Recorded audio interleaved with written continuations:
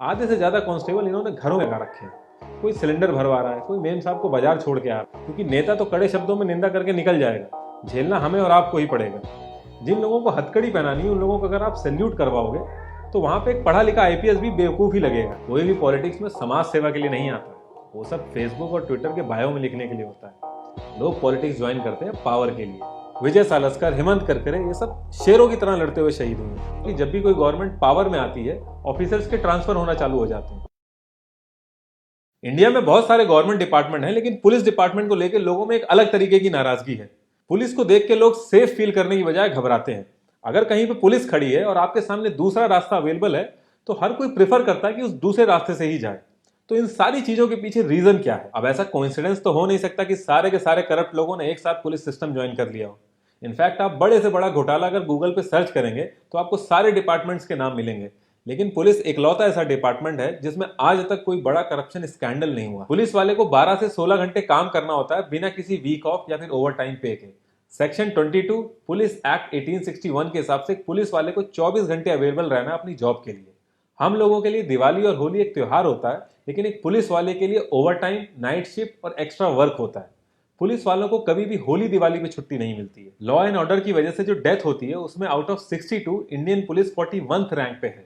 इसका मतलब कि अगर आप कंट्री के बाहर जाते हैं तो वहां की पुलिस से आपको ज्यादा खतरा है as compare to Indian police. इतना ज्यादा इन्वॉल्वमेंट है इस डिपार्टमेंट का हर एक चीज में कि कोई भी कंट्री इस पर्टिकुलर डिपार्टमेंट में एक छोटे से छोटा लूप होल भी अफोर्ड नहीं कर सकती। 1947 से लेकर आज तक 34,844 पुलिसमैन लाइन ऑफ ड्यूटी में शहीद हुए।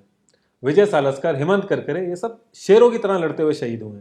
लेकिन आज की डेट में पुलिस की कंडीशन ऐसी है कि एक तो वर्कलोड बहुत ज़्यादा है, सोशल लाइफ एकदम ख़त्म है, वीकली ऑफ नहीं मिलता है, सैलरी बहुत कम है और 16-16 घंटे जिसके लिए वो काम करते हैं आखिर में जाके उसी से गाली मिलती है। अगर आप अपने आसपास किसी पुलिस वाले से बात करेंगे तो कोई भी पुलिस वाला ये नहीं चाहता कि उसके बच्चे कभी पुलिस में आए। अब ये सारी चीज़ें तो ठीक है, लेकिन कोई इन सब चीज़ों पर क्यों ध्यान देगा जब उसका खुद का पर्सनल एक्सपीरियंस पुलिस के साथ बहुत ही खराब रहा है। अब पुलिस घूस लेती है, गुंडागर्दी करती है, रिपोर्ट नहीं लिखती है, ऐसे अलग अलग एक्सपीरियंसेस रहे हैं लोगों के पुलिस के साथ। लेकिन इन सारी चीजों के पीछे रीजन क्या है उसको समझने के लिए हमें थोड़ा सा पीछे जाना पड़ेगा। जब पहली बार इंडियंस ने 1857 में ब्रिटिशर्स के खिलाफ विद्रोह किया तो ब्रिटिशर्स के सामने बहुत बड़ा चैलेंज था कि ये चीज दोबारा रिपीट ना हो। फिर उन्होंने 1861 में पुलिस एक्ट लेके आए, जिसका काम लोगों की हेल्प करना नहीं बल्कि उनको दबाना और कंट्रोल करना था, क्योंकि ऑब्वियसली अगर वो सिस्टम अच्छा होता तो वो लोग अपनी कंट्री में भी इंप्लीमेंट करते। लेकिन 1861 से लेके आज तक हमारी कंट्री में वही सेम सिस्टम अभी तक चल रहा है, क्योंकि ये सिस्टम हमारे नेताओं को सूट करता है। जो एक्सपेक्टेशन ब्रिटिशर्स की थी वही सेम एक्सपेक्टेशन हमारे नेताओं की भी है, लोगों को कंट्रोल करना। क्योंकि पुलिस को लॉ एंड ऑर्डर संभालना होता है तो हमारे कॉन्स्टिट्यूशन ने पुलिस को जो पावर्स दे रखी हैं वो काफी हैवी हैं। जब भी कोई करप्ट गवर्नमेंट पावर में आती है, और मैं सिर्फ करप्ट गवर्नमेंट की बात कर रहा हूं, तो उसके दो ही मोटिव होते हैं। एक, जो करंट सिचुएशन है उसको अपने कंट्रोल में रखना, और दूसरा जो उसका नेक्स्ट इलेक्शन है उसको सिक्योर करना। सिक्योर करना यानी कि फाइनेंशियली स्ट्रांग होना। तो फाइनेंशियली स्ट्रांग होने के लिए तो बाकी सारे डिपार्टमेंट हैं, लेकिन जो करंट सिचुएशन है उसको अपने कंट्रोल में लेने के लिए जो पुलिस के पास पावर्स हैं उसको अपने कंट्रोल में ले लेते हैं लोग। अब कंट्रोल ये जुडिशरी सिस्टम को भी करना चाहते हैं, लेकिन जुडिशरी सिस्टम एक इंडिपेंडेंट डिपार्टमेंट है। वहां के ट्रांसफर, पोस्टिंग, प्रमोशन ये सब नेताओं के हाथ में नहीं रहते हैं। लेकिन पुलिस डिपार्टमेंट में ट्रांसफर, पोस्टिंग, प्रमोशन ये सब नेताओं के हाथ में रहते हैं, और यहीं से सारी चीजों की जड़ स्टार्ट होती है। किसी पुलिसमैन का प्रमोशन या ट्रांसफर इस पर डिपेंड नहीं करता कि वो कितना काबिल या कितना मेहनती है, बल्कि इस पर डिपेंड करता है कि वो कितनी बात मानता है, भले ही वो बात सही हो या गलत। अगर किसी नीम के पेड़ को कोई नेता आम का पेड़ कह रहा है तो आपको आम का पेड़ तो उसको कहना ही है, साथ में ये भी कहना है कि उस पर 2 आम लगे, अगर आज्ञा हो तो तोड़ के लाऊं। आपने नोटिस किया होगा कि जब भी कोई गवर्नमेंट पावर में आती है ऑफिसर्स के ट्रांसफर होना चालू हो जाते हैं। तो उसके पीछे रीजन क्या है? और रीजन सिर्फ एक ही है कि जो भी नेता है वो अपने आसपास उन लोगों को चाहता है जो उसकी हाँ में हाँ मिलाएं। फिर उन्हीं पुलिस वालों की पावर को यूज करके किसको पकड़ना है, किसको छोड़ना है, किस ग्रुप की अकल ठिकाने लगानी, इन सब चीजों पर डिसीजन बनाया जा सके।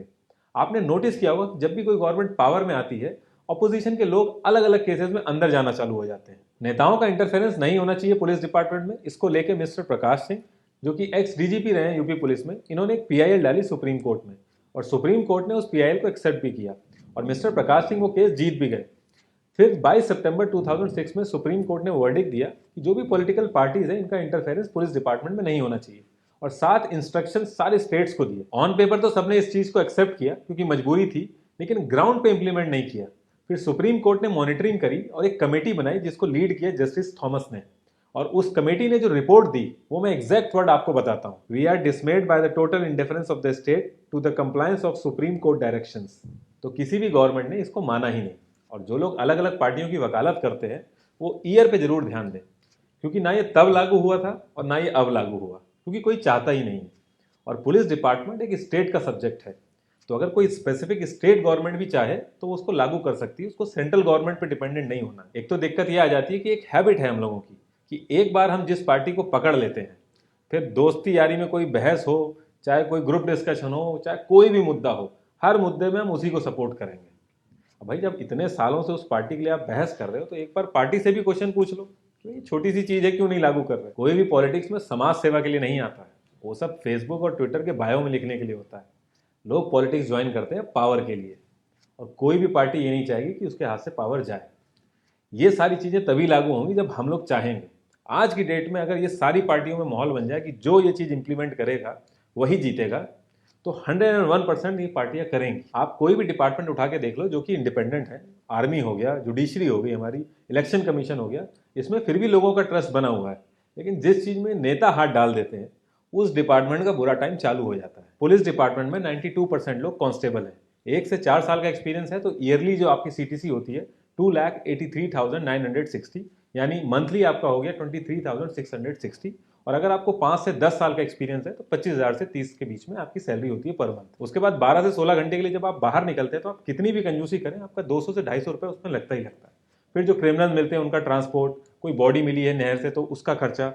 मैंने बहुत सारे पुलिस वालों से बात करी तो ज़्यादातर लोगों ने यही बोला कि उसका रिइंबर्समेंट होता नहीं। हर स्टेट का अलग है, लेकिन अगर हम एवरेज लें तो एक पुलिस स्टेशन को मंथली 110 लीटर पेट्रोल मिलता है, और एक दिन का अगर हम देखें तो 3.6 लीटर मिलता है। अब उस 3.6 लीटर में पूरे एरिया की सिक्योरिटी देखनी है, पेट्रोलिंग करनी है, जो कैदी है उनका ट्रांसपोर्टेशन भी देखना है। और वहीं बात नेताओं की करें तो एक मंथ का 250 लीटर उनको मिलता है। कई पुलिस स्टेशन ऐसे भी होते हैं जिनको बिजली का बिल भरने तक में दिक्कत आती है। अभी रिसेंटली नोएडा में 2 पुलिस स्टेशन ऐसे थे जिनका बिजली का बिल ना भरने की वजह से उनकी लाइट काट दी गई। तो इन सारी चीजों को पूरा करने के लिए जुगाड़ की जरूरत पड़ती है। अब जुगाड़ का मतलब आप लोग समझ ही गए होंगे।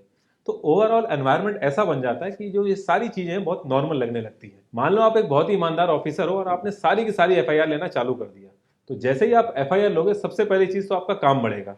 आपको जाके इन्वेस्टिगेशन करनी होगी, आपको सबूत इकट्ठे करने होंगे, कई महीनों तक आपको फाइल्स मेंटेन करनी पड़ेगी। और जितनी ज्यादा आप एफआईआर लोगे उतनी ज्यादा खराब आपकी परफॉर्मेंस मानी जाएगी। इसका मतलब कि आप जितना ज्यादा काम करोगे उतनी खराब आपकी परफॉर्मेंस होगी। और दूसरी चीज, आपका पूरा का पूरा जो स्टेशन है वो बदनाम होगा, क्योंकि जितनी ज्यादा एफआईआर उतना ज्यादा क्राइम रेट माना जाएगा। 144 पुलिस वाले 1 लाख लोगों की सिक्योरिटी देख रहे हैं, वहीं 56,944 पुलिस वाले 20,828 वीआईपी नेताओं की सिक्योरिटी देख रहे हैं। इधर 663 लोगों पे एक पुलिस वाला है, उधर 3 पुलिस वाले एक नेता को संभाल रहे हैं। सिक्योरिटी का जो एक्चुअल पर्पज है, अगर किसी को रियल लाइफ थ्रेट हो तो उसके लिए सिक्योरिटी है। अगर किसी को रियल लाइफ थ्रेट नहीं है, वो भी 3-3 गनर लेके घूम रहा है। आधे से ज्यादा कांस्टेबल इन्होंने घरों में लगा रखे हैं। कोई सिलेंडर भरवा रहा है, कोई मेम साहब को बाजार छोड़ के आ रहा है, मजदूरों से भी बुरा हाल कर दिया है। तो इन सारी चीजों का सोल्यूशन क्या है? देखिए, पुलिस अपना काम बहुत अच्छे से जानती है। They are trained and capable enough to handle any situation. अब कोई अनपढ़ आदमी अगर उनके काम में इंटरफेयर करेगा तो वहां दिक्कत आएगी ही आएगी। जिन लोगों को हथकड़ी पहनानी है उन लोगों को अगर आप सैल्यूट करवाओगे तो वहां पे एक पढ़ा लिखा आईपीएस भी बेवकूफ ही लगेगा। दूसरी चीज, क्राइम रोकने की जिम्मेदारी सिर्फ और सिर्फ पुलिस की नहीं है, हम लोगों की भी उतनी ही जिम्मेदारी है। कास्ट के नाम पे लोग क्रिमिनल का सपोर्ट करते हैं, किसी फेवरेट पार्टी का क्रिमिनल हो तो उसको सपोर्ट करते हैं। पहले होता था अगर रिश्तेदारी में कोई क्रिमिनल निकल जाए तो लोग शादी का कार्ड तक नहीं देते थे, लेकिन आज की डेट में ये लोग रोल मॉडल हो गए हैं। और ये सारी चीजें हमें ही बैकफायर करेगा, क्योंकि नेता तो कड़े शब्दों में निंदा करके निकल जाएगा, झेलना हमें और आपको ही पड़ेगा। लास्ट में बस एक ही चीज कहूंगा, मालीमत कमेटी हो गई, पद्म भैया कमेटी हो गई, रिबैरो कमेटी हो गई, इन सब ने बहुत ही अच्छे अच्छे रिकमेंडेशन दिए पुलिस रिफॉर्म्स को लेके, लेकिन किसी भी गवर्नमेंट की इंटेंशन नहीं है पुलिस रिफॉर्म्स को लाने की। इस पिक्चर को देख के आप समझ जाएंगे कि गवर्नमेंट किस तरीके से मदद कर रही है पुलिस रिफॉर्म्स को लाने के लिए।